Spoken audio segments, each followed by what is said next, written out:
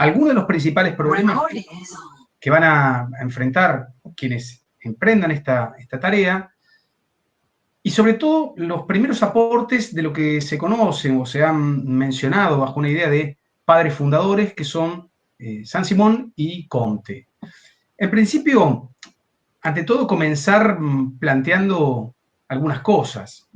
La posibilidad de condición de la sociología es, en cierto modo, un elemento que nos permite pensar algunos aspectos en torno a las transformaciones que han ocurrido en la sociedad a lo largo de la historia, y en particular en la aparición de un modo de organización social específico que aún hoy todavía nosotros practicamos, habitamos, percibimos como el modo dominante y que conocemos como capitalismo.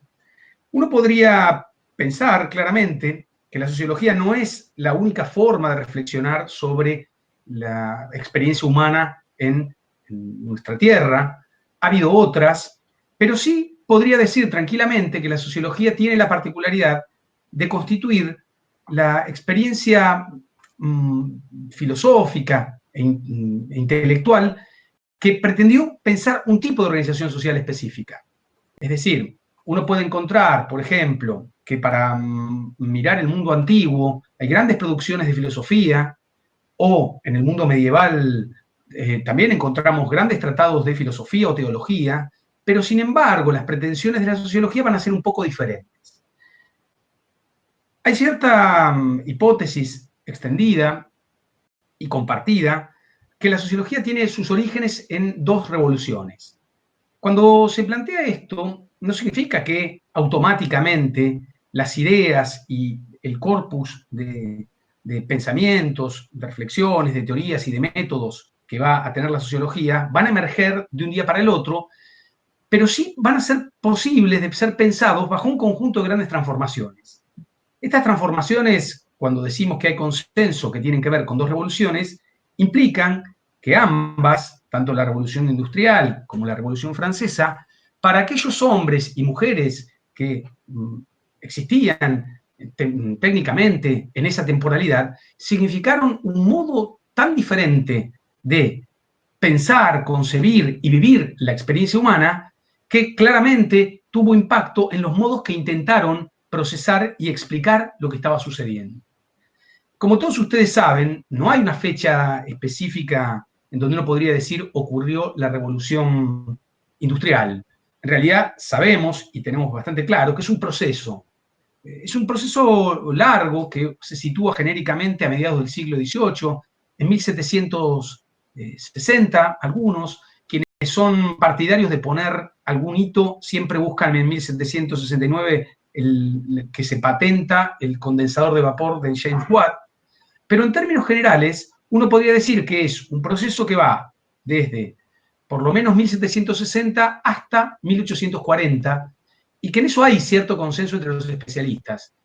En tanto, en ese periodo se produjeron un conjunto de transformaciones que fueron moldeando un mundo muy distinto al mundo que por entonces podía conocer un observador que viniera de una experiencia anterior, como era, por ejemplo, el mundo de la sociedad feudal.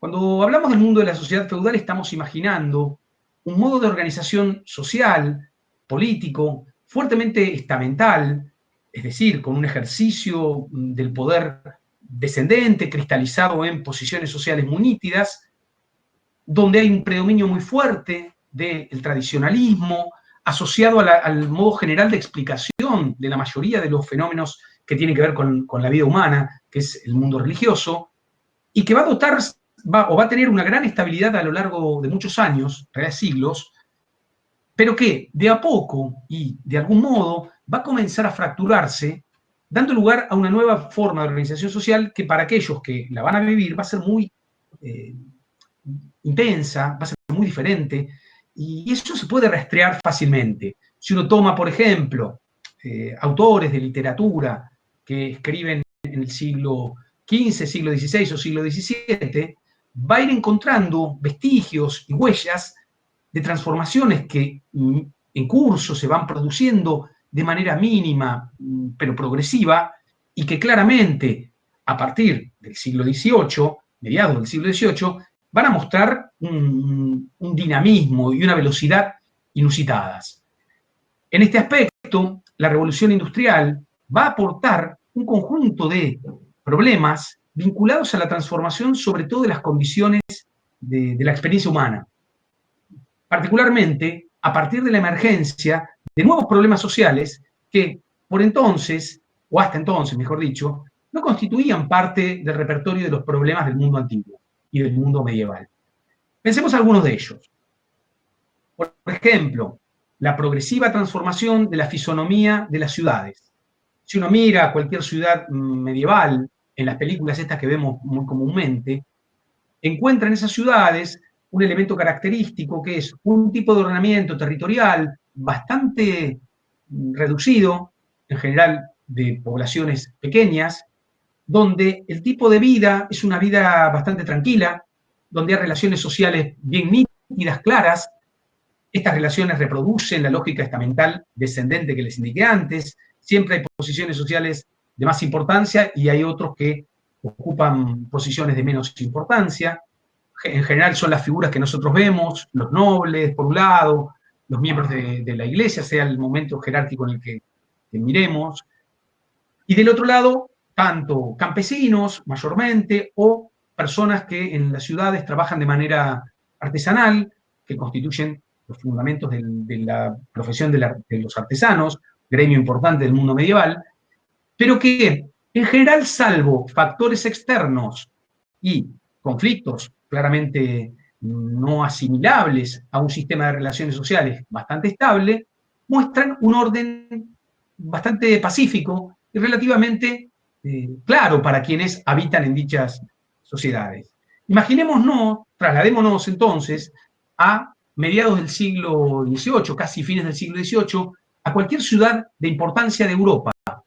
¿Qué es lo que vamos a encontrar? Ya un concepto de ciudad muy diferente, marcado por grandes contingentes de hombres y mujeres que habitan en otro tipo de artefactos.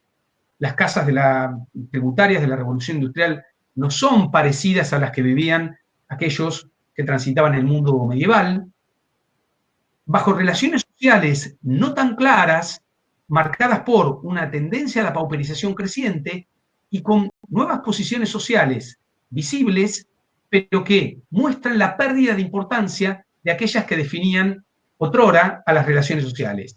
Si uno mira el mundo capitalista de fines del siglo XVIII, no va a encontrar como grandes posiciones sociales a la nobleza, no va a encontrar a la estructura religiosa, a cualquier miembro de la estructura de la Iglesia Católica, como las figuras principales de esa experiencia de vivir en sociedad, como así tampoco va a encontrar a ese campesinado que definía en parte la experiencia del mundo medieval.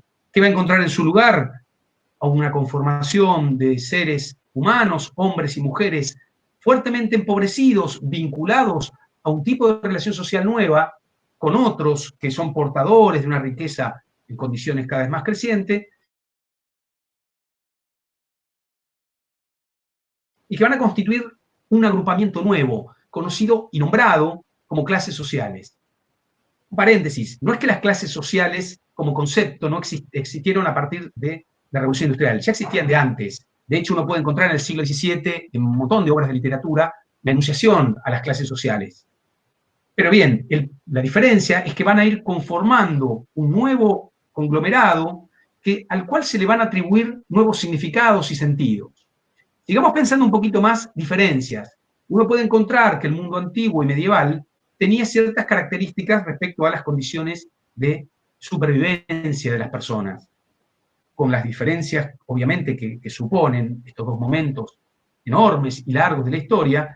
Uno imaginaba la experiencia de un hombre vinculado al campo como una experiencia en la cual las condiciones y posibilidades de obtener recursos para sobrevivir estaban mediadas de una manera directa por su relación con la tierra.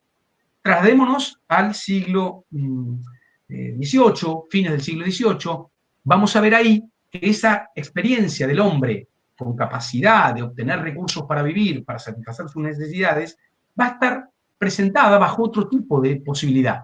ya no mediada directamente con la tierra, sino por una relación social con un otro. Es decir, con alguien con el cual tiene que vincularse porque si no, no puede obtener los insumos necesarios en algo que se va a denominar el mercado para poder realizar su experiencia vital. Claramente, de la mano de estas transformaciones, van a empezar a aparecer un conjunto de problemas y también de soluciones inéditos en la historia de la humanidad. Algunos de los problemas claramente vinculados a lo que nombraba antes, ¿no? Fuertes condiciones de hacinamiento, fuertes condiciones de pauperización, importantes niveles de pobreza, indigencia, pero también vinculados a ellos, importantes niveles de conflictividad que van a definir a estas sociedades capitalistas en su periodo inicial. Aspectos impensados bajo esta manera en momentos previos de la organización humana. Por ejemplo, si nosotros miramos cualquier conflicto vinculado al mundo medieval, no vamos a encontrar en ninguno de esos momentos la posibilidad de imaginar un conflicto salarial, patronal, que involucre a miles de hombres y mujeres a la vez, como sí lo vamos a encontrar en el siglo XVIII, por lo menos hacia mediados y fines del siglo XVIII. Entonces, esto importa porque van produciendo en los hombres y mujeres de dicha experiencia la idea de que es necesario pensar condiciones de algo que ahora se les presenta como diferente en sus fundamentos, en su condición de realización, y que en cierto modo se les presenta como algo opaco y difícil de comprender. ¿A qué me estoy refiriendo? A la idea de la sociedad. Abramos un paréntesis pequeño. Como dije antes, desde que el hombre está en la Tierra, ha intentado explicar esto que es la existencia de agrupamientos humanos, de relaciones, pero ha usado palabras distintas para realizar esto. Y también ha utilizado modos lógicos para poder establecer secuencias que expliquen. ¿Qué? Esos agrupamientos. Si uno toma autores del mundo antiguo, va a encontrar, por ejemplo, explicaciones que intentan, a la manera de Aristóteles, encontrar cuál es el principio de raíz que permite la configuración de agrupaciones humanas, ciudades-estado, bajo la idea de el modo correcto de funcionar. Ahora, para que tengan una posibilidad de explicar, ¿no? Para que vean que ocurre eso. Si nos trasladamos al mundo medieval, también hay muchísimas explicaciones. Por ejemplo, pensemos en San Agustín de Hipona, la idea de que el mundo se explica por una dimensión terrenal y por una dimensión material, que está formulada bajo la idea de que hay dos espadas que responden a un mismo ordenamiento. Está la espada, obviamente, terrenal, que responde a fundamentar y justificar la estructura social existente en términos de quienes ocupan posiciones políticas, que convive con lo que sería la espada celestial, que es el fundamento de por qué la jerarquía eclesiástica debe compartir el poder, las posiciones en la estructura social de las sociedades, perdón, de las comunidades y mayormente de los agrupamientos del mundo medieval. Ahora, si nos trasladamos al siglo XVIII, lo que vamos a encontrar es la existencia de un modo de intentar pensar la sociedad que va a tener por delante discusiones con maneras previas de explicar, pero que va a, por primera vez, intentar plantear que, a diferencia de un conjunto de postulados y de maneras de pensar teóricas, esta sociedad no puede ser entendida como un simple agregado o una decisión tomada por individuos, sino que constituye algo diferente.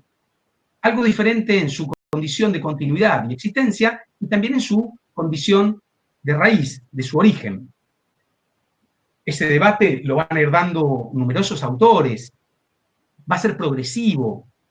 Por ejemplo, es el debate que vamos a empezar a encontrar a partir de 1562 en la obra de Thomas Hobbes, en un recorrido que va a postular la idea de que existe un contrato social, que el fundamento de la sociedad es ese, que eso va a ser retomado por John Locke, perdón, me voy a apagar el teléfono, que va a postular justamente la idea de que es posible imaginar un tipo de contrato social diferente al que planteaba Locke, al que planteaba Hobbes, pero con la idea de que el fundamento de la sociedad siempre es un fundamento basado en hombres que deciden libremente constituir un agrupamiento humano, o una versión, si se quiere, más sofisticada, ya entrado en el siglo XVIII, a comienzos, en realidad 1762, en el contrato social de Juan Jacobo Rousseau, bajo la idea de que, además de ese modo de contrato entre hombres, existen formas previas que deben ser consideradas como, por ejemplo, la sociedad en un estado natural. A partir del siglo XVIII, la sociología va a tener como desafío discutir con todas esas tradiciones teóricas para intentar establecer una formulación que permita pensar a las sociedades como algo diferente a la suma de individuos. Cierro esto y hago un pequeño paréntesis. Planteamos, y nos gusta formular esto, porque todavía coexisten, junto a explicaciones más propias de las sociedades capitalistas modernas, de su fundamento y de su origen, otras explicaciones típicas de momentos previos de la historia. Es muy común que hoy todavía parte de la clase política que nosotros conocemos, en algunos momentos se refiere a la necesidad de un contrato social o un contrato moral. Son ideas que, en realidad, si uno las sitúa históricamente, tienen otras condiciones de producción y otros presupuestos, pero que en las sociedades capitalistas actuales son falsas. Es inimaginable la idea, por ejemplo, rusoniana de que podemos tener un contrato moral al cual nosotros abonemos y que eso termine con los males de raíz que presentan las sociedades actuales. Cierro ese paréntesis. Los desafíos entonces que va a presentar la sociología, o se le van a presentar a la sociología, van a transitar en primer lugar por este vector, ¿no? ¿Cómo imaginar un tipo de explicación de un mundo diferente que ha cambiado, del cual muchos hombres y mujeres no pueden percibir qué es lo que está pasando, pero que saben que es un mundo que los antecede porque lo han encontrado, se encuentran en sociedades y que los va a trascender. Es decir, que más allá de lo que les pase, que por cierto no es nada hermoso, ni siquiera es muy agradable, a comienzos de la Revolución Industrial, contar la experiencia de los seres humanos, pero los hombres y mujeres de por entonces saben que, más allá de lo que les pase, la sociedad en la cual se encuentran, que la enuncian de este modo, va a continuar, y por lo tanto, la tarea o el primer vector de la sociología va a ser justamente empezar a construir muy artesanalmente, de manera muy primitiva, si se quiere, inicialmente, algún tipo de explicación orientada a la sociedad capitalista. En simultáneo, y es el otro gran afluente que vamos a visitar, tiene que ver con la transformación que va a suponer esta segunda gran revolución que nosotros situamos en los orígenes de la sociología. Si la revolución industrial aportó un conjunto de problemas muy vinculados a la experiencia humana y al modo de pensar la forma de organización capitalista, la Revolución Francesa va a aportar un conjunto de problemas diferentes vinculados a conceptos e ideas que se van a ver trastocados y que parecían inmutables. ¿Qué es lo que conocemos de la Revolución Francesa? Claramente la conocemos mucho más en términos de un hito, 1798, como el intento de formular un proceso revolucionario, por lo menos hasta 1804, en el cual lo que vamos a ver es algo que hasta entonces no era un elemento característico, que es la posibilidad de que uno de los fundamentos del poder político que había dominado y marcado una estabilidad muy importante durante el mundo medieval se vea socavado, es decir, se vea alterado y por primera vez ocurre que alguien que fundamenta su ejercicio político en una larga secuencia, es decir, en pertenecer a un tipo particular de tradición, va a ser no solamente quitado del ejercicio del poder, sino también va a ser eliminado físicamente.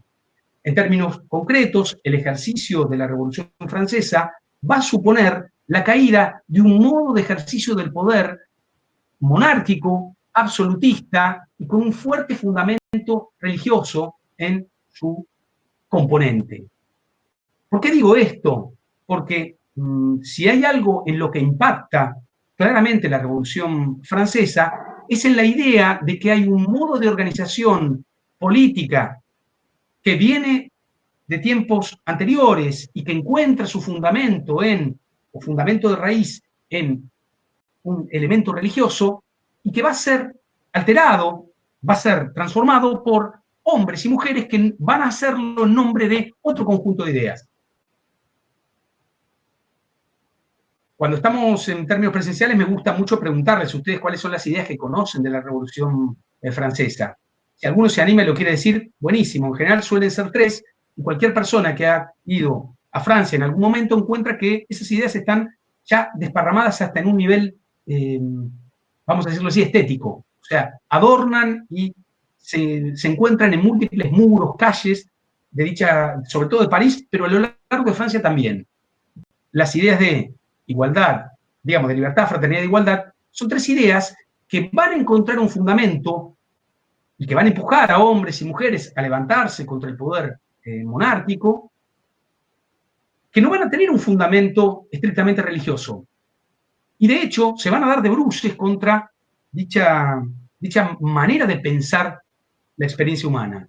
Esto no va a ser menor porque no solamente para aquellos que van a realizar la revolución va a ser un gran fundamento, sino porque los efectos de dicha revolución van a plantear a lo largo, si se quiere, de toda Europa occidental, la idea de que hay un modo de organización que ha dejado de ser como fundamento único e indiscutible de la organización humana.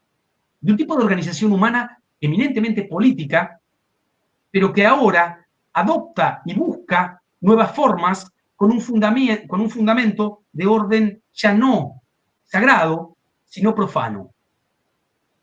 Esta idea de lo sagrado y lo profano como algo que entra en conflicto en la Revolución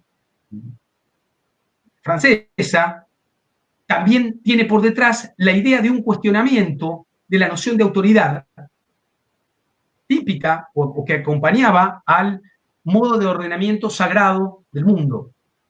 O sea, la caída de una monarquía absoluta fundamentada en ideas religiosas es también la caída de un concepto de autoridad y su reemplazo por otro que tiene que ver con el ejercicio del poder. Si vamos viendo entonces, lo que nos damos cuenta es que si la revolución industrial aportó un conjunto de problemas vinculados a el concepto de industria, el concepto de clase, el concepto de sociedad, como opuesto también al de la comunidad, estas son algunas de las ideas y elementos que van a encontrar ustedes en el texto de Nisbet, la Revolución Francesa va a plantear un cuestionamiento al concepto nítidamente de autoridad y al concepto de lo sagrado como elementos que ordenan el mundo. Si uno entonces tiene presente esto, puede darse cuenta de lo que de algún modo quise sugerirles en el encuentro anterior, que es que para cualquier hombre o mujer del siglo XVIII, de mediados del siglo XVIII, enfrentar el mundo que lo rodea, enfrentar los elementos que conforman ahora una vida cotidiana, va a constituir una tarea bastante difícil, pero no por las condiciones únicamente materiales o la transformación que supuso la ruptura de un orden político, sino porque hay una gran transformación de orden interpretativa. Para los hombres y para las mujeres del siglo XVIII, en realidad de mediados del siglo XVIII en adelante, el principal problema que van a expresar en términos de su capacidad interpretativa es que no tienen los elementos para poder ordenar ese nuevo mundo bajo teorías que permitan explicar lo que está ocurriendo. La sociología, entonces, como elemento resultante de dichos procesos, tanto Revolución Francesa como Revolución Industrial, va a intentar a tientas, inicialmente de un modo un poquito artesanal, decía, ofrecer algún tipo de respuesta. ¿Quién va a ser el primero que va a intentar responder o que va a elaborar algún nivel de respuesta? Bueno, alguien que nosotros conocemos como Saint-Simon, que en realidad se llama Charles-Henri de Rouvière, que es un personaje muy prototípico de su época. Esencialmente es un personaje prototípico de su época porque en su trayectoria personal van a ir mostrándose las tensiones que cruzan a un hombre de mediados, digamos, nacido en mediados del siglo XVIII, Saint-Simon nace en 1760, y que va a vivir hasta 1825. En ese lapso vital, la vida personal de Saint-Simon va a estar cruzada por estos aspectos que venimos nombrando, ¿no? Una doble dimensión en donde el ascenso de un modo de organización económico, social, que expresa el capitalismo, pero también en su forma política, como lo expresa la Revolución Industrial, lo van a obligar a intentar elaborar preguntas novedosas y también respuestas para ver si es posible decir algo diferente, sobre todo a las tradiciones teóricas previas. No puedo construir rápidamente las tradiciones con las cuales va a discutir Saint-Simon, pero claramente solo las voy a mencionar para que ustedes se vayan imaginando qué es lo que tiene presente a la hora de disputar y discutir cómo explicar el mundo. Por un lado, Saint-Simon va a tener una corriente de hombres, sobre todo, mayormente en este periodo son hombres los que tienen esa posibilidad de pensar o intentar explicar el mundo. Todavía en el mundo de la relación entre las mujeres y la ciencia va a ser una relación muy débil, que reivindican sobre todo el modo tradicionalista vinculado a la cosmogonía religiosa para explicar el mundo. Entre estos autores se van a destacar sobre todo Louis de Bonald y Joseph de Maistre, que configuran los dos principales exponentes de un tipo de escuela que se llamó la escuela conservadora, o en sus mejores, a mi criterio, su mejor enunciación, la escuela retrógrada. Lo digo muy rápido, no es objeto de esta clase pensar la escuela retrógrada, pero básicamente dicha escuela lo que pretendía era, viendo el resultante de la Revolución Francesa, el desmadre que para ellos había generado la ruptura del orden descendente que había dotado de estabilidad al mundo medieval, lo que van a plantear es la necesidad de ver cómo recuperar y restaurar un poder centrado en un conjunto de ideas religiosas, más allá de la imposibilidad de ejercicio de ese poder en términos políticos. Para de Bonald y de Maistre, de lo que se trata es de buscar cuáles son los elementos invariantes que están presentes en la naturaleza humana y que deberían ser restituidos para intentar dotar al mundo de un nivel de estabilidad que ha perdido. Otra de las vertientes con las cuales va a discutir bastante claramente Saint-Simon tiene que ver con el último eslabón de una teoría que es la teoría del contractualismo, y que va a encontrar en Juan Jacobo Rousseau a un autor muy complejo, contradictorio, pero que va a ser leído por Saint-Simon como el verdadero fundamento de la Revolución Francesa. Rápidamente, la perspectiva de Juan Jacobo Rousseau, por lo menos en su obra principal, que es, como ustedes saben, el contrato social, muestra una tensión y una contradicción en términos de cuáles son las posibilidades y las condiciones de los seres humanos para poder realizar un ejercicio de libertad en las sociedades claramente capitalistas.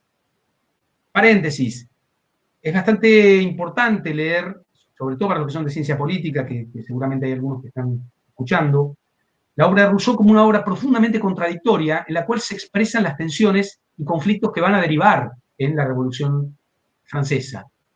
Y esa obra va a ser leída de modos distintos, no solo cuando es escrita, por ejemplo, cuando es escrito el contrato social, un año después es quemada íntegramente esa obra en la Universidad de París, sino también con posterioridad, donde algunos van a decir que Rousseau había sido el primero que descubrió las dificultades y problemas que iba a traer la sociedad capitalista, en donde Rousseau encuentra, sobre todo en un pequeño ensayo de 1755, que se llama El origen de la desigualdad, que el problema de la sociedad capitalista es algo que él denomina propiedad privada. Bueno, contra esta manera de interpretar, también va a construir su obra, claramente Saint-Simon, pero que a diferencia de tanto la tradición más conservadora o retrógrada o la versión más liberal de la obra de Rousseau, lo que va a plantear es que es necesario avanzar hacia un tipo de conocimiento de la sociedad emergente como resultante de la sociedad, perdón, de la Revolución Industrial y Revolución Francesa, que pueda ser conocido de manera científica. Y ahí aparece el primer aspecto importante. Saint-Simon, dentro del conjunto de autores que nosotros vamos a ver vinculados a la sociología, es el primero que intenta establecer un conocimiento de lo social bajo la idea de un tipo de régimen de ciencia particular. ¿Qué significa esto? Significa que Saint-Simon va a intentar, al menos en una parte de su obra, que es lo que se conoce como la etapa científica, explicar por qué es necesario un tipo de conocimiento de lo social, que él va a denominar la física social, que pueda comprender a las sociedades. Esta etapa científica de la obra de Saint-Simon, hay consenso que va por lo menos desde 1803 hasta 1816. Es decir, la primera obra importante es Letras de un habitante de Ginebra a sus contemporáneos, que escribe Rousseau en su exilio en Ginebra, y que presenta un repertorio de problemas que van a estar hasta un texto que se llama Memorias acerca de la ciencia del hombre. Un comentario. Cuando uno quiere imaginar a Saint-Simon o a cualquier hombre de comienzos del siglo XIX escribiendo algo que se parezca a la ciencia tal como la entendemos hoy, la verdad que debería ser otro tipo de ejercicio. En general, lo que hacen estos autores es escribir textos pequeños, fragmentos, que intentan ser publicados para un conjunto de hombres y mujeres bastante reducido, sobre los cuales se pretende incidir. Y los modos en los cuales eso se realiza merecen un comentario aparte. Básicamente porque constituyen progresivamente un modo también de vivir.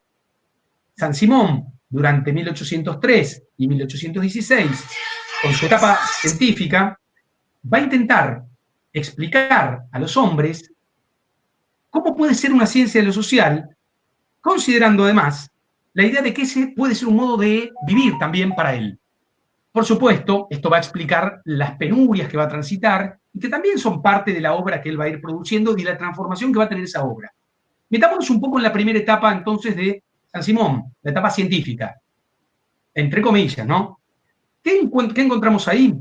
La idea de Saint-Simon de la necesidad de pensar a las sociedades bajo un régimen científico que dialogue con los niveles de desarrollo de la ciencia más avanzados por entonces. Es decir, que la obra de aquellos que pretendan pensar a la sociedad dialogue con un conjunto de autores, sobre todo las ciencias naturales. ¿Cuál es el autor que impacta brutalmente en esta formulación por el que Saint-Simon dice hay que aproximarnos a lo que vienen realizando las ciencias naturales para intentar pensar a la sociedad? Bueno, claramente la ley de gravitación de Newton. Saint-Simon lee en ese modo de pensar y de realizar ciencia la posibilidad de encontrar dos cosas que son importantes. Un tipo de abordaje empírico, o sea, preguntarse acerca de cómo puedo validar lo que pretendo realizar como formulación, y un segundo elemento que es que eso permite y garantiza la posibilidad de elaborar algún tipo de ley. Esta primera idea de pensar empíricamente va a derivar en una formulación de Saint-Simon muy importante que se va a conocer como el positivismo. Si bien Saint-Simon no es reconocido como el fundador de la idea del positivismo, hay muchísimos elementos en su obra que permiten observar, que incluso él habla de esto, la idea de que para Saint-Simon la ciencia debe orientarse a pensar empíricamente los problemas. Y para poder elaborar, justamente de manera subsidiaria, un conjunto de formulaciones que puedan ser sostenidas. Es decir, un conjunto de leyes, regularidades, que permitan establecer, sobre todo para el estudio de la sociedad, cuáles son los elementos que explican no solo la conformación de las sociedades, sino también su regularidad. Esto es importante porque en esta primera etapa vamos a ir encontrando algunos de los elementos que se presentan como problemas. Por ejemplo, Saint-Simon va a formular la idea de cómo es y qué constituye la sociedad. Él va a decir que, a diferencia de lo que piensan autores tradicionalistas, retrógrados o liberales a la manera de Rousseau, la sociedad constituye un sistema, un tipo de sistema particular, un sistema que permite la integración de lo que él denomina un conjunto de fuerzas sociales. Es decir, Saint-Simon nos plantea la necesidad de pensar a la sociedad de un modo empírico, buscando regularidades, y nos dice, formula, que la sociedad es un tipo particular de sistema en el cual se encuentran algo que él denomina fuerzas sociales. Estas fuerzas sociales, todavía difusas, no sabemos muy bien, por lo menos en la primera etapa, que es la etapa científica, cuáles son, parecen constituir un vector por el cual Saint-Simon pretende mostrarnos un mundo que se ordena, pero que no solamente se ordena, sino que también implica que entre esas partes que conforman este sistema existe un tipo particular de relación. ¿Cuál es ese tipo particular de relación? Saint-Simon va a plantear que es una relación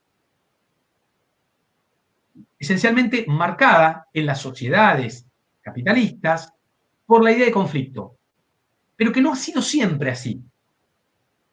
¿Por qué no ha sido siempre así?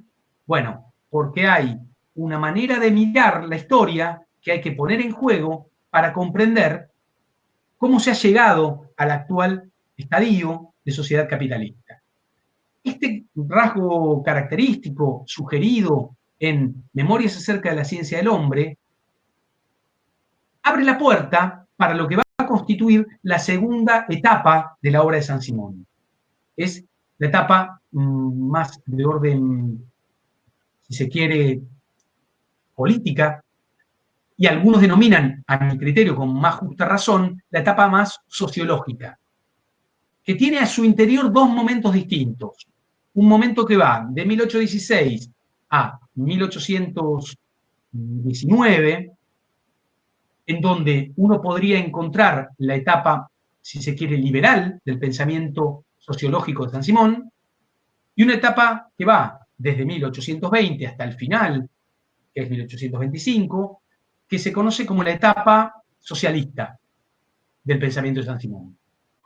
Pero que en conjunto muestran que desde por lo menos 1816 hasta 1825, en Saint-Simon, esta idea de pensar las sociedades e intentar definir un poco más qué es este sistema, cómo funciona, qué relación hay entre las partes, es lo que va a dominar claramente al conjunto de su obra. Vamos a presentarlo de un modo relativamente sencillo. Todo esto les sirve para ir leyendo los textos. En los textos esto está presentado también, en donde uno podría sostener que el elemento característico que va a definir toda la etapa sociológica de Saint-Simon es el intento de establecer, en primer lugar, cómo conforman o cómo se conforman en estas sociedades capitalistas lo que él denomina las estructuras de clases. Es decir, un conjunto de posiciones y de relaciones entre hombres y mujeres que tienen elementos característicos y distintivos y que son los que Saint-Simon intenta establecer. Un paréntesis, vamos a ver ahora que es muy precario lo que formula, pero que va a tener mucho impacto con posterioridad, por ejemplo, en la obra de autores como Emil Durkheim o Karl Marx. Cierro ese paréntesis y después cuando veamos a Marx van a ver por qué. Después veremos a Durkheim y también verán por qué. Pero recordemos esto, bueno, ¿cómo pensar lo que Saint-Simon nos había presentado como fuerzas sociales, como una estructura de posiciones en las cuales hay que poder explicar por qué unos ocupan un lugar y otros otro? Saint-Simon lo que va a establecer es que hay un elemento que explica y funciona como un divisor de esas posiciones que conforman la estructura de la sociedad, que es una estructura de clases, y que tiene que ver con el carácter productivo o no de los miembros de una sociedad. Saint-Simon formula en un texto que se llama La Industria, primer texto de 1816-17, de su etapa liberal, la idea de que en realidad la sociedad se divide en aquellos que producen y aquellos que no. ¿Quiénes son los productivos y quiénes son los que no producen? Bueno, transmutados en una definición de productivos versus ociosos. Los primeros conforman a un conjunto de personajes no singularizados, pero que representan a agrupamientos, fuerzas sociales, que involucran tanto a, por ejemplo, aquellos que se dedican a actividades de orden productiva, trabajadores, también a la burguesía, incluye Saint-Simon, incluye a los ingenieros, a los matemáticos, incluye un conjunto muy disímil de, para Saint-Simon, agrupamientos que se oponen a aquellos que son o conforman el mundo de las clases ociosas. ¿Quiénes son los que conforman ese mundo? Sobre todo los juristas, va a decir, también los nobles, aquellos que solamente son arrendatarios de tierras, y aquellos miembros del mundo religioso. Abro un paréntesis. ¿Qué es lo que nos está mostrando Saint-Simon? Un primer intento de ordenar las posiciones de la estructura de clases de la sociedad capitalista en una versión un poco extraña y sin tener muy en claro cuál es la relación entre ambas.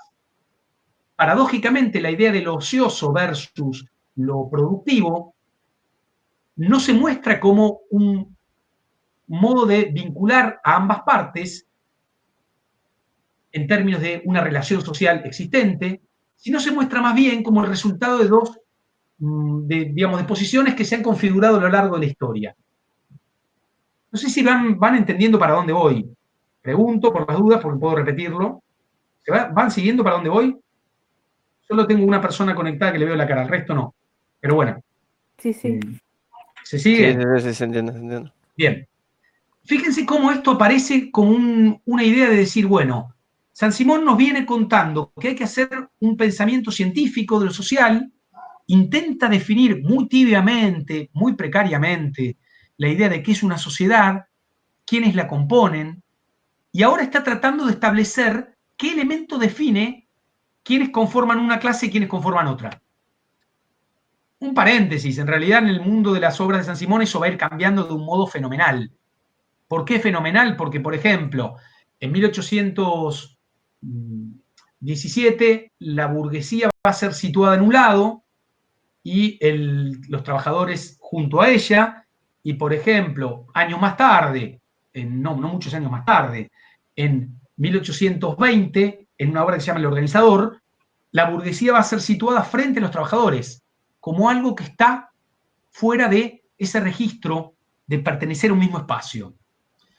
Es importante esto, y lo voy introduciendo, porque el sistema de clasificación de lo que constituye el fundamento de las clases de Saint-Simon va a encontrar un punto de importancia en lo que se conoce como el sistema industrial, que es una obra de 1821, donde Saint-Simon dice que la sociedad capitalista es, ante todo, un tipo particular de sociedad industrial en donde se estructura una gran oposición entre ambas partes, es decir, entre un componente ocioso y un componente productivo, que es el que configura los conflictos sociales.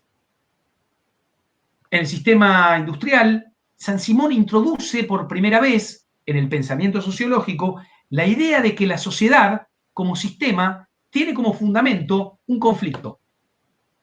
Digo esto y casi me pongo ya loco a gritar, porque parece un descubrimiento medular.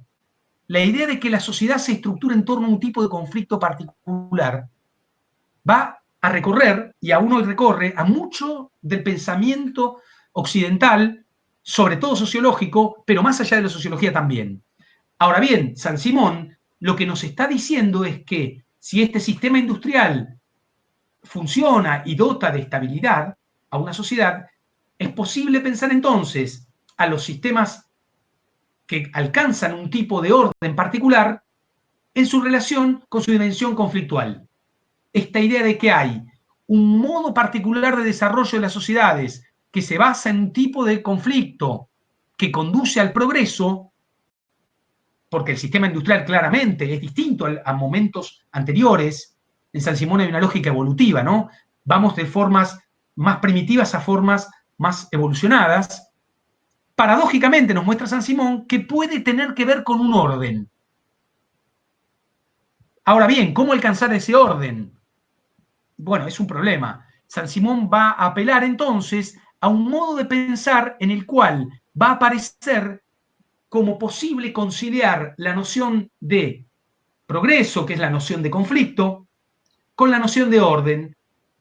Y el modo en el cual él va a intentar realizar eso es explorar cuál es el lugar de los científicos como el elemento más avanzado, como una élite científica particular que puede dotar de estabilidad, es decir, de orden, a un sistema que tiene por detrás un conflicto.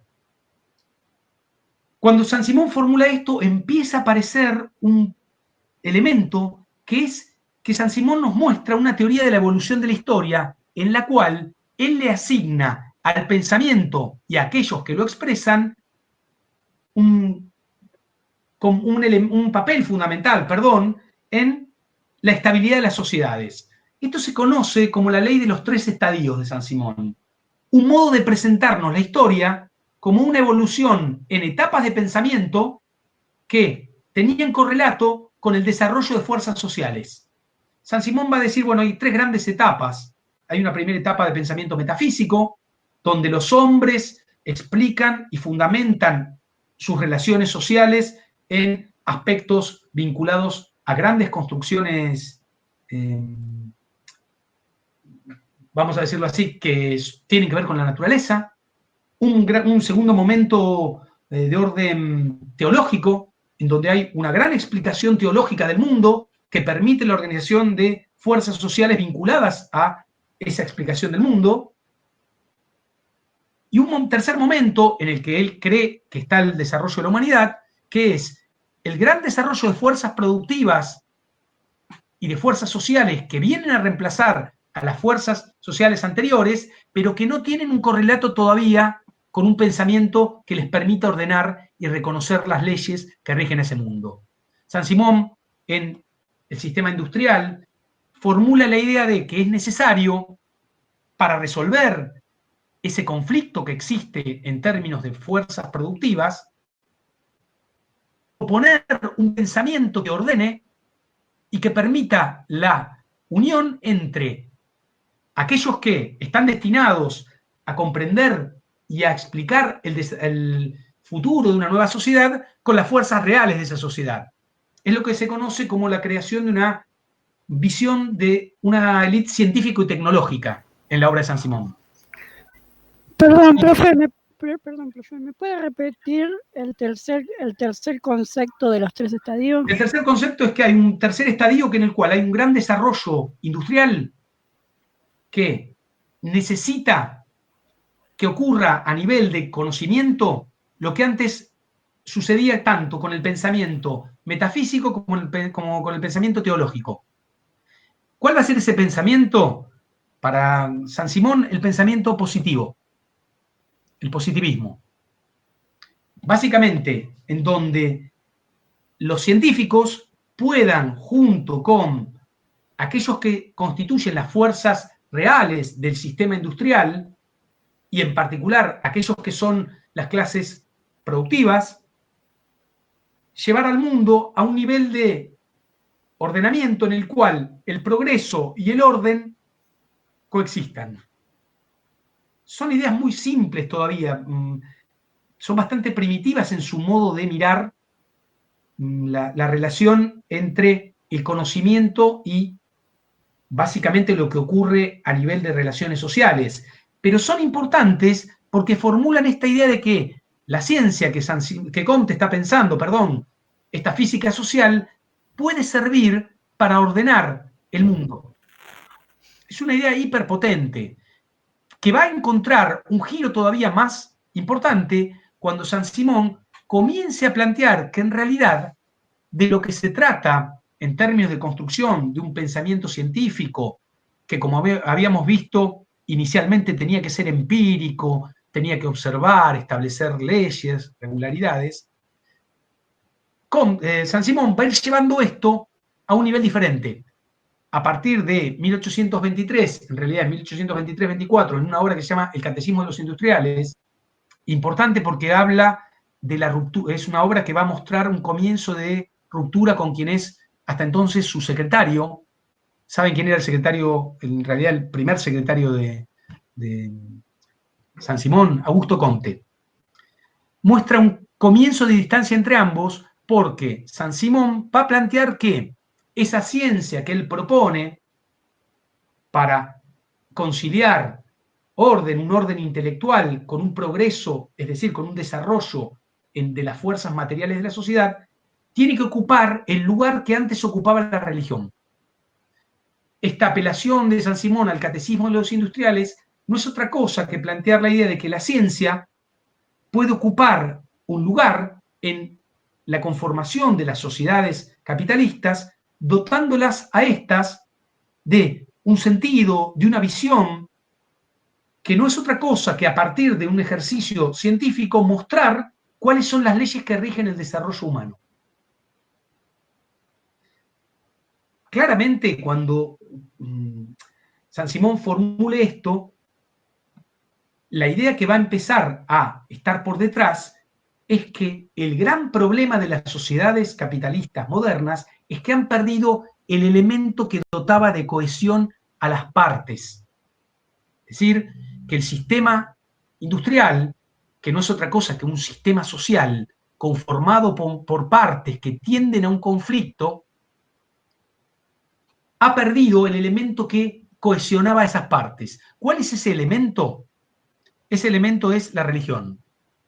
La obra de Saint-Simon termina haciendo un llamado en 1825 a la construcción de un nuevo cristianismo, ese es el título de su última obra, en la cual Comte, por supuesto, ya no participa del debate de Saint-Simon, ha roto con él, pero que Saint-Simon nos muestra la existencia de una lógica en donde lo que se le asigna a lo que se le asigna un lugar central en las sociedades capitalistas es al orden moral. Y esto es importante. ¿Por qué es importante? Porque si vamos viendo la obra de Saint-Simon, que empieza planteando la necesidad de pensar científicamente la sociedad, que busca establecer un abordaje empírico, que busca plantear la necesidad de establecer regularidades, leyes, que después pretende observar algo de las sociedades capitalistas de un modo muy precario, insisto, muy desorganizado, pero que nos empieza a hablar de la existencia de cierta conformación de estructura de clases, que nos empieza a hablar de una relación entre esas clases conflictual, termina diciéndonos que en el mundo de las sociedades capitalistas de lo que se trata es de pensar los fenómenos de orden moral. Bueno, hasta acá Saint-Simon, pero esta agenda que Saint-Simon formula viene siendo retomada por lo menos desde 1823 por aquel que es su secretario y que se da cuenta de que el proyecto saint-simoniano no es más, según sus propias palabras, que el conjunto de ideas de un depravado saltimbanqui. Va a decir eso incluso, lo va a acusar de esto. Los motivos de la ruptura entre ambos son poco importantes, pero muchos creen que tienen que ver con el poco reconocimiento que Saint-Simon le otorga en el Catecismo de los Industriales al pensamiento de Comte. Otros creen lo contrario, otros creen que en realidad Saint-Simon lo que está disputándole a Comte es por qué este último se arroga sus ideas, es decir, las de Saint-Simon, como propias. Para que tengan un pequeño paréntesis al respecto, el que va a sostener esta última idea, que es que en realidad el verdadero creador de un conjunto de ideas que tiene que ver con la sociología es Saint-Simon y no Comte, es Emile Durkheim. Durkheim va a sostener que en realidad no hay que darle tanto crédito a Comte, que va a tener algunas cosas que van a aportar a la sociología, pero que la mayoría de esas ideas las tenía Saint-Simon. Otros autores, sobre todo Thierry, que es alguien que es discípulo de Saint-Simon, va a sostener lo contrario, que es que en realidad Comte robó el conjunto de las ideas de Saint-Simon y lo hizo de un modo descarado. En definitiva, vamos a ver que ambas cosas tienen razón, pero que a efectos de importancia, el pasaje de Saint-Simon a Comte no es solamente un pasaje de un autor a otro, sino en términos de un énfasis en los problemas de obra. ¿Por qué? Porque la obra de Augusto Comte va a intentar centrarse inicialmente muy fuertemente en lo que considera el proyecto fallido de la obra de Saint-Simon. ¿Cuál es ese proyecto fallido? La idea de ciencia. Al igual que la obra de Saint-Simon, la obra de Comte puede leerse también a partir de sus momentos. Tiene al menos dos momentos de importancia. Abro un paréntesis. Si la vida de Saint-Simon no fue fácil, la de Comte mucho menos. Ambos estuvieron muy marcados por las penurias de lo que implicaba tratar de vivir en torno a el pensamiento en el siglo XVIII. En realidad, ninguno de los dos va a lograr con éxito estar en buenas condiciones.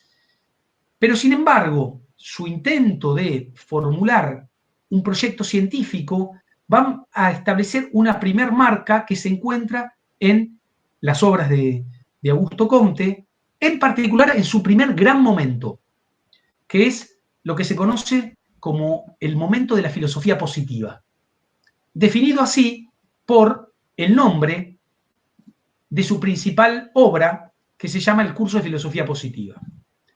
Un paréntesis, este curso de filosofía positiva no es más que otra cosa que las clases que Comte daba a hombres y mujeres de la sociedad francesa, sobre todo entre 1830 y 1842, con algunas interrupciones, para intentar sobrevivir.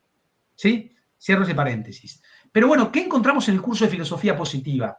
Encontramos que algunos aspectos de la agenda de Saint-Simon, Comte los retoma e intenta especificar un poco más.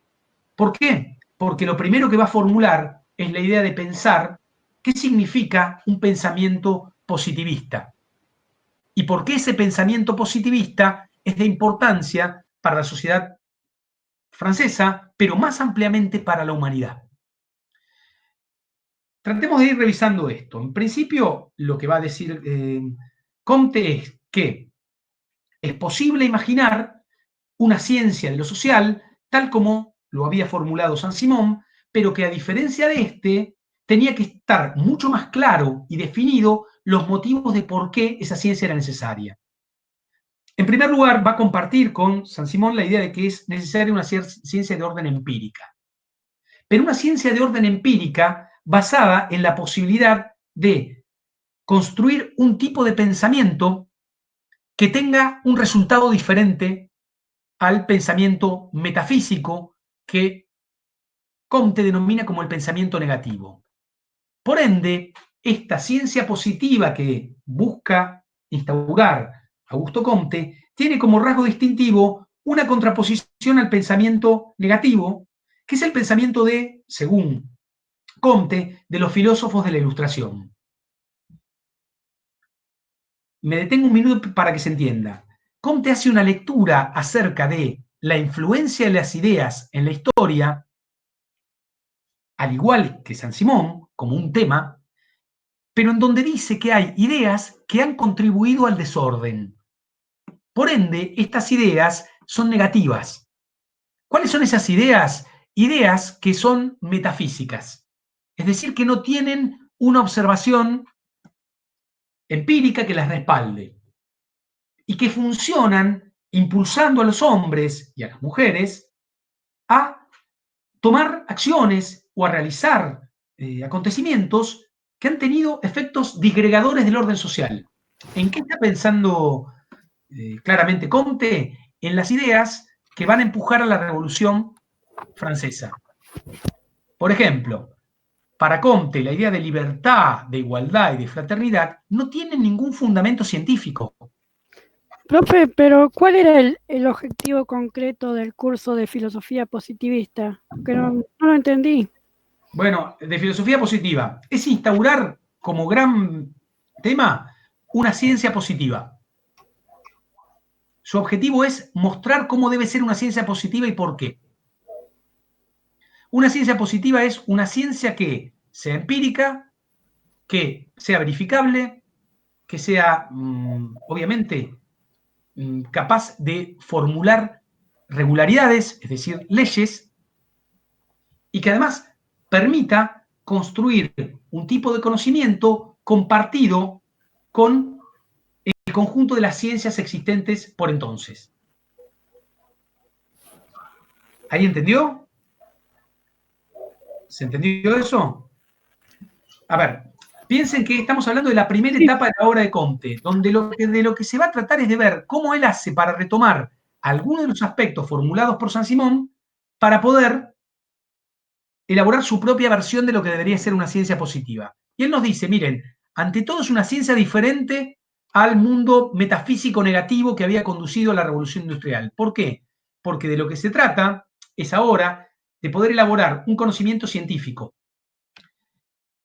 Un conocimiento científico que contribuya además a reducir el deplorable estado de anarquía, va a decir Comte, que él cree que es lo que generaron los filósofos iluministas. Cuando él mira la obra de Rousseau o mira la obra de, qué sé yo, de Condorcet, Comte lo que dice es, fíjense que estas personas postularon que el mundo y el orden social era de una manera, pero no tenían ningún fundamento. Y eso generó que hombres y mujeres se apropien de esas ideas y transformaran el mundo generando un estado de caos, generando un momento negativo. Por ende, la obra de Comte lo que va a tratar de ir construyendo es cómo es posible pensar la posibilidad del advenimiento de un tipo de filosofía positiva, es decir, una ciencia verdadera, una ciencia que se funde en el orden intelectual y que sea la base del orden social, pero que ante todo sea una ciencia que pueda cumplir con los parámetros existentes en lo que es una ciencia en el mundo de las ciencias naturales. Básicamente, lo primero, para que sea una ciencia como Dios manda, iba a decir, como las leyes del pensamiento científico existentes mandan, lo primero que va a plantear Comte es que el espíritu científico de esta nueva ciencia se tiene que caracterizar por la subordinación de la imaginación a los hechos. Paréntesis. Para Comte, hasta ahora, todos los filósofos, incluido Saint-Simon, lo único que habían hecho era, sobre todo, tener una gran imaginación, pero que eso no coincidía con lo observable. Por lo tanto, Comte cree que es necesario que los hechos sean el fundamento que guíe al pensamiento científico. Esto significa, en términos muy simplificados, que Comte formula un tipo de relación entre el sujeto que conoce y el objeto diferente a la que hasta entonces Saint-Simon había postulado u otros autores de orden de la filosofía. ¿Por qué? Porque ahora, para Comte, el sujeto que conoce va a buscar al objeto la verdad. Esto es el corazón de un tipo de pensamiento científico que vamos a conocer ya más claramente como el pensamiento positivista, o más popularmente como el positivismo. Esto que alguna vez seguramente ustedes han escuchado nombrar, que se llama pensamiento positivista, tiene como principio fundamental que lo que importan son los hechos y que todo lo que yo pueda formular se subordina a los hechos. He aquí un tipo de relación entre teoría y empiria novedoso, por lo menos en términos de la historia del pensamiento. ¿Alguien quería decir algo? Bien, sigo. Esta cosa que parece menor implica que, por primera vez, Comte formula la necesidad de llevar un pensamiento a su costado empírico para ver realmente si las ideas tienen correlato con lo real, como modo de poder decir algo de lo real. Es decir, Comte cree que solo teniendo esto presente, la ciencia social que él pretende explicar, que pretende fundamentar, va a poder constituirse como tal y va a poder diferenciarse de la filosofía o de cualquier especulación que realizan los hombres y mujeres acerca de la vida humana. Comte considera que solo cuando podamos vincular adecuadamente el conocimiento teórico con la observación, esta última va a regir al pensamiento teórico. De esta manera, lo que Comte nos indica es que entonces la posibilidad de constituir un conocimiento se basa en tener una manera de vincular la teoría con lo empírico, la teoría con la observación, donde la observación es lo importante, pero donde además esa observación exige un método, elemento o aspecto que Saint-Simon no había desarrollado. ¿Por qué un método? Porque tiene que ser un método que, según Comte, sea un método científico basado en intentar establecer un tipo de secuencia particular, sobre la cual pueda realizar una indagación sobre la sociedad. Es decir, yo no puedo ir a la sociedad a tratar de observar sin tener pasos y pautas que seguir. No es como, imagino, diría Comte, lo que hacen otros que van y creen que pueden hablar porque sí de la sociedad. Comte lo que sugiere es que hay que tener, además de una orientación a la observación, hay que tener un método. ¿Cuál es ese método? Bueno, él va a indicar que este método tiene que tomarse de las ciencias naturales. Y en particular, básicamente, esto es tomar las técnicas de observación, de experimentación y de comparación. Comte va a decir que de las ciencias naturales, la ciencia social que él pretende crear tiene que orientarse a observar, experimentar y comparar. Miren esto. Saint-Simon, por ejemplo, había dicho que había que crear una ciencia, pero no había hablado de ningún método. Con Comte asistimos al inicio de toda una larga discusión acerca de cuál es el método de las ciencias sociales.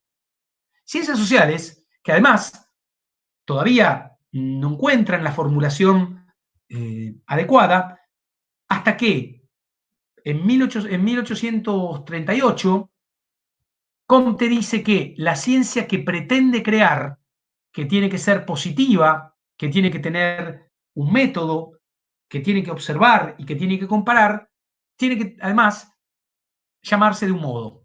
Y es donde va a ponerle el nombre de sociología. La palabra sociología, Comte la inventa como un neologismo que busca decir lo siguiente, que es que podemos tener una ciencia que piense como su objeto empírico, observable y sobre el cual se puede experimentar a la sociedad. Por lo tanto, la sociología es la ciencia que se ocupa de lo social y por ende, aquí otro aporte de Comte, tiene un lugar dentro de las ciencias. Abro un paréntesis. Si ustedes se van dando cuenta, la diferencia que vemos de Saint-Simon a Comte es que Comte intenta, al menos en esta primera etapa de su filosofía positiva, establecer mayores parámetros acerca de qué es una ciencia de lo social. Le pone nombre, dice, es la sociología, dice, tiene que observar, tiene que experimentar, tiene que comparar, tiene que establecer regularidades y además es igual a otras, pero no solo es igual, es más importante, es igual en un sentido, comparte con la matemática, con la astronomía, con la física, con la biología, la idea de que tiene su propio método, que tiene un método que observa, son todas, según Comte, parte de una gradación, son todas ciencias, y la sociología sería la última. La última que no significa la de menor importancia, sino al revés. ¿Por qué? Porque de las otras es la que tiene el objeto más complejo y más concreto.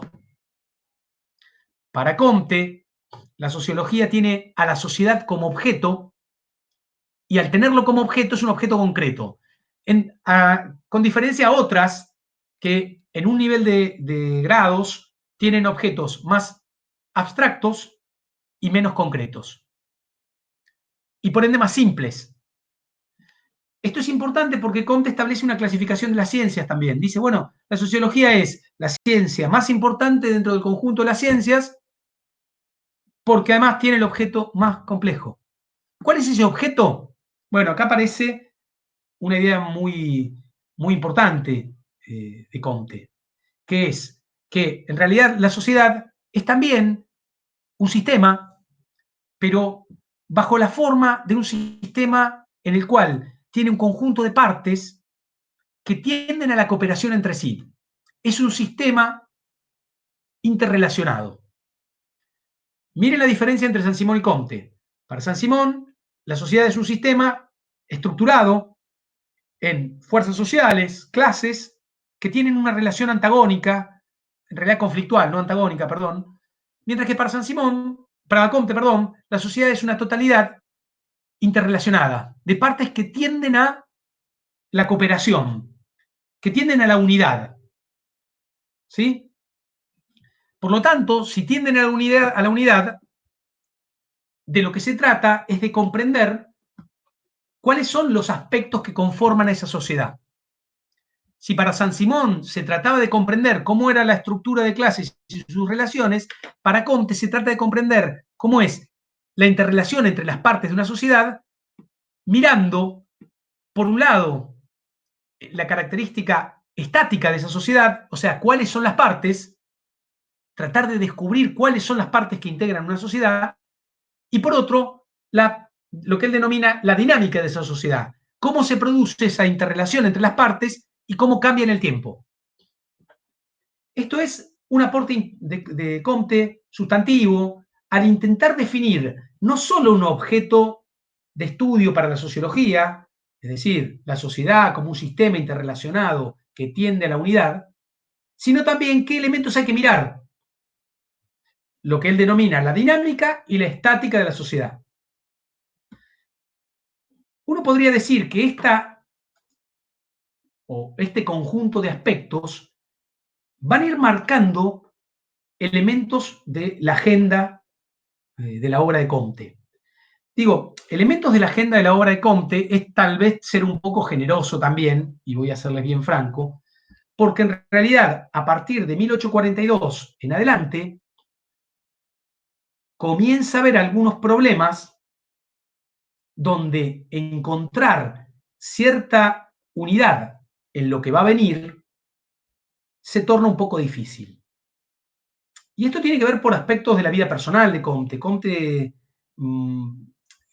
digamos, tiene algunos realmente problemas importantes, pero parece ser que hay un problema muy importante que tiene que ver con que en 1846 una persona muy cercana a él, por entonces la que era su segunda mujer, de hecho, Comte se casa primero y nunca se termina de divorciar, no existía esa modalidad, no era tan frecuente, pero sí se une con una mujer que es muy cuestionada por otros, por la misma gente que a él lo rodea, y que tras su muerte en 1846 va a producir en Comte una profunda depresión, una depresión muy grande. de alguien que además se había tenido momentos de dificultad respecto a sus condiciones, digamos, psíquicas. Un paréntesis, Comte se intenta suicidar en 1826, se tira al río Sena, no logra su cometido, sigue adelante, pero en 1846 va a entrar en un proceso de lo que algunos denominan una profunda depresión, que va a lograr superar, o va a intentar superarlo, a partir de lo que se conoce como la segunda parte de su obra, que es el momento de lo que se denomina el sistema de la política positiva, que va entre 1851 y 1854. ¿Por qué digo el segundo momento de la obra de Comte? Porque en realidad, a diferencia del primer momento, donde hablaba de la ciencia, fundamentaba la sociología, intentaba explicar cuáles eran las dimensiones que tenía que abordar, en este segundo momento, Comte va a intentar explicar uno de los aspectos que para él configura y constituye la característica específica de las sociedades modernas, es decir, sociedades en las cuales hay una integración entre partes que se interrelacionan, que cooperan entre sí y que va a tener que ver con la creciente incidencia que Comte le va a dar al lugar de la religión en la posibilidad de garantizar la cooperación de las partes de una sociedad. Pero no la religión tal y como la conocemos en términos de el catolicismo u otras formas, sino una nueva religión basada en un tipo de pensamiento de política positiva o de sociología positiva. Al igual que San Simón, Comte en la segunda parte de su obra va a tratar de que la sociología ocupe un lugar de importancia, en tanto va a ser situada como la ciencia que puede comprender el desarrollo de las sociedades, su evolución, las leyes que la rigen, pero también irradiar a todos aquellos que conforman las sociedades las claves para poder tener una sociedad armónica. Seguramente yo no los veo, muchos de ustedes se estarán preocupando, pero en parte todo el etos sociológico de que la sociología tiene que ocupar un lugar en el ordenamiento del mundo proviene de sus orígenes. Esta idea sansimoniana primero y comtiana después de que es posible vincular al conocimiento con el ordenamiento del mundo es constitutiva de la sociología. Paradójicamente, tanto en San Simón como en Comte, bajo la idea de que es posible reemplazar los grandes sistemas religiosos que daban estabilidad al mundo por un nuevo modo de pensar científico que muestre lo que debe ser en el mundo real. Voy a darles un ejemplo. Para Comte, esto lo dice, es una de sus páginas tristes del sistema de política positiva, que tiene muchas páginas tristes, hay una cantidad de afirmaciones que vistas al calor del tiempo y vistas desde hoy son insostenibles, va a formular, por ejemplo, la idea del lugar inferior de la mujer por sus condiciones naturales sociales en las sociedades. ¿Qué sé yo? Por ejemplo, lo va a formular con palabras espantosas. Va a decir, bueno, es posible demostrar que el lugar de la mujer debe ser de subordinación porque se encuentra, cito entre comillas, en un estado de infancia perpetua, la mujer.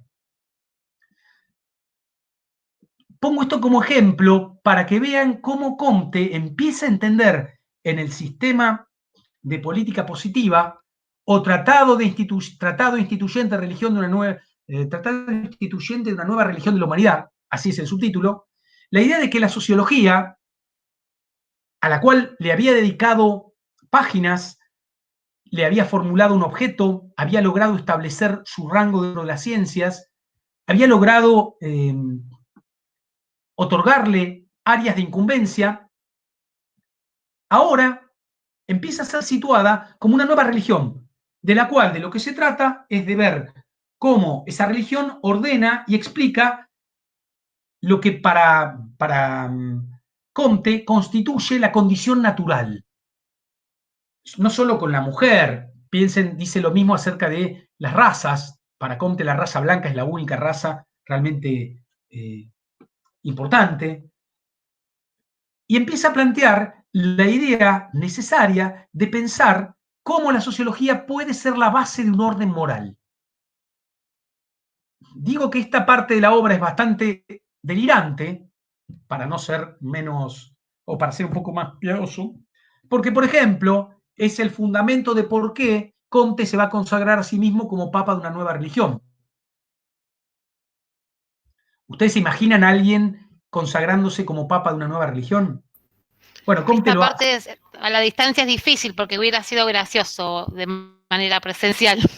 Hubiera despertado risas. Hoy también es gracioso. Pero no los escucha nadie. No importa. No ¿Te las imaginas? Me los imagino mirando el delirio que es esto, porque tiene que ver con algo que está bueno para pensar. Perdón, yo estoy escuchando. No, seguro están todos escuchando, espero. Por eso, sí.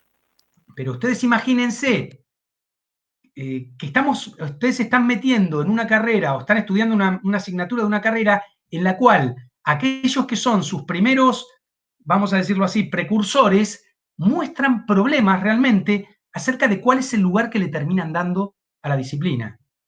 Alguno podría decir que es justamente una disciplina de locos, porque desde sus comienzos, aquellos que la intentaron establecer, mostraron realmente problemas de importancia en términos de su condición psicofísica.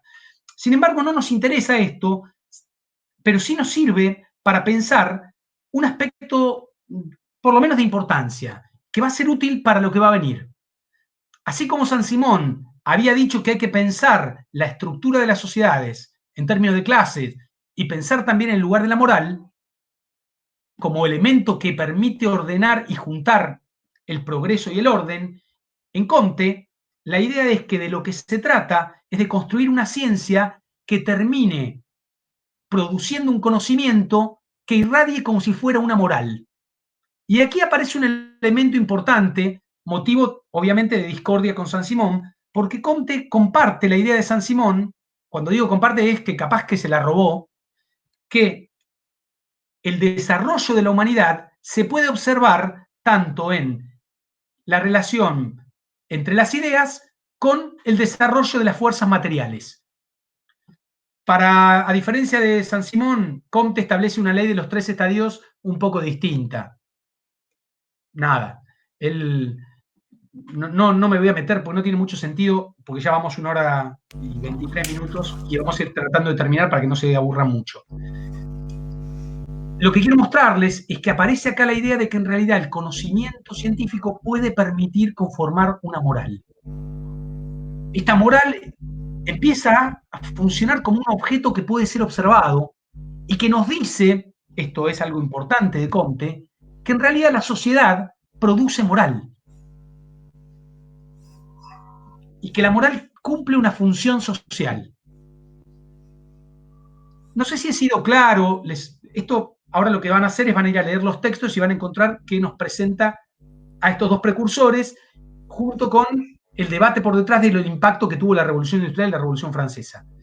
Lo que nos interesa en este contexto es que ustedes empiecen a mirar el camino de construcción de una teoría de lo social como un camino en el cual los avances van a ser progresivos, va a haber muchas discusiones y donde los primeros esbozos de la sociología van a venir de la manera fragmentada, precaria y, si se quiere, primitiva que encontramos con Comte y San Simón. ¿Cuándo se van a dar cuenta de la diferencia entre esto y la tradición sociológica más dura y clásica? Cuando nos metamos la semana que viene con la obra de Karl Marx. Ahí van a ver algo que, se los aseguro, se van a agarrar, no sé dónde estarán, de sus sillas, de sus mesas, pero que van a darse cuenta la distancia entre un modo primigenio de intentar pensar lo social, de decir algo, y un modo organizado, sistemático, y con pretensiones mucho mayores, como la que vamos a encontrar en lo que constituye el primer autor clásico de la sociología. Digo primer autor clásico porque hoy hay consenso de que Marx es un autor del campo de la sociología. Durante mucho tiempo, cualquier marxista o Marx mismo hubiera dicho que no. Paréntesis, cuando Marx escribe... Profesor, sí. Estaba pensando yo lo de Comte y Saint-Simon. Sí. Bueno, también que fue como alumno de Saint-Simon, tenía alumno a Comte, pero que yo veo que Comte va por otro camino distinto. Sí, va por otro camino distinto, pero hay muchas cosas que se parecen, sus temas son más o menos... Pero los dos contribuyen en un diálogo de sordos a sentar la idea de que hay algo que se llama sociología y que puede ser realmente un modo de pensar lo social. Sí, eso lo entendí perfecto. Bien. Y de Karma lo estuve leyendo y está muy bueno. Mejor que lo hable usted en el próximo, ¿cómo se llama? Teórico. El teórico. Yo lo leí mucho a Marx, así que no te preocupes, comparto lo que decís, está muy bien. Ya nos vamos a divertir un poquito más. Pero lo que quiero es que empiecen a imaginarse lo siguiente. Por ejemplo, Marx en 1875 se publica la primera traducción al francés del Capital. Cuando Marx envía a un editor que se llama Joseph Rob-Roy, esa edición habla de Comte. ¿Saben qué dice de Comte? Dice que es una obra menor, solo para franceses. Sí, eso es cierto. Que es una obra menor solo para franceses. De hecho, el editor lo saca eso y nos muestra que en realidad, en el pensamiento de Marx, que va a ser el primer autor que vamos a situar como clásico de la sociología, no está presente Comte. De hecho, la sociología es vista como algo de dudosa cualidad. Hay mucha sospecha. Piense que cuando Comte termina su ciclo vital, va a haberse consagrado como papa de una religión, lo dije, y para cualquier persona del campo científico, eso va a ser algo poco aceptable. Lo van a criticar muchísimo al respecto, van a decir, la verdad, pobre, ha desvariado, y toda su segunda parte de su obra es un desvarío. Entonces, cuando veamos a Marx, lo que vamos a intentar es ver en dónde viene o qué influencia hay, y nos vamos a encontrar algo, que es que quien va a estar presente, por lo menos mucho más, esa es Saint-Simon. ¿Alguien quería decir algo? Ahí vi un... Alguien me puso que quería hablar. Sí. Sí, ¿me escuchan? Sí. Hola, ¿qué tal? Sí, respecto a algo que dijiste sobre el tercer momento, las tres etapas de Saint-Simon, que él trata sobre las fuerzas productivas y sociales en el desarrollo industrial. ¿Eso es lo que retoma Marx después, o no? Claro. Por ejemplo, primer texto importante donde, a ver, Marx, ustedes saben, es un autor de otro tipo de condiciones de producción. Marx va a tener una trayectoria, si se quiere, más vinculada al mundo primero académico, pero siempre va a dialogar en términos de un campo que es el de la filosofía y el de la economía política. Muchas de las obras que conocemos de Marx nos van a ir mostrando sus influencias. Y estamos seguros, muchos sabemos que son varias. Para abonar a lo que vos decís, cuando, por ejemplo, uno agarra la ideología alemana, texto de Marx de 1845-1846, hay una parte dedicada a la obra de Saint-Simon y de los sansimonianos, que va a mostrar que lo que pasa, profesor, sí. Lo que pasa es que Marx toma mucho más a Saint-Simon como el padre de la sociología, agarra mucho más a él. No lo toma como el padre de la sociología. Para Marx, Saint-Simon es un socialista utópico. No le importa la sociología. Marx no va a hablar de la sociología. De hecho, cuando habla de Comte, dice que, en serio, que su obra es algo menor. Pero importa ver la trayectoria de construcción intelectual que hay. Va a haber un diálogo claro entre Marx y la obra de Saint-Simon. Y eso en lo que concierne al materialismo. Bueno, claramente, a esa idea de que lo material y las ideas tienen correspondencia. Pero quédense tranquilos que la semana próxima, cuando arranquemos con Marx, vamos a empezar por ahí. Bueno, ¿de dónde sacó Marx algunas de sus ideas? Por ejemplo, tiro solo para que lo vayan pensando. Algunos creen que hay una relación directa entre la teoría de Saint-Simon acerca del conflicto que estructura las clases y la teoría de las clases de Marx. Claro, porque cuando mencionaste eso anteriormente, lo primero que se me vino es lucha de clases.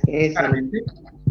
Bueno, vayan pensándolo. Yo les propongo que lean los textos, úsenlos para construir y responder las guías que tienen.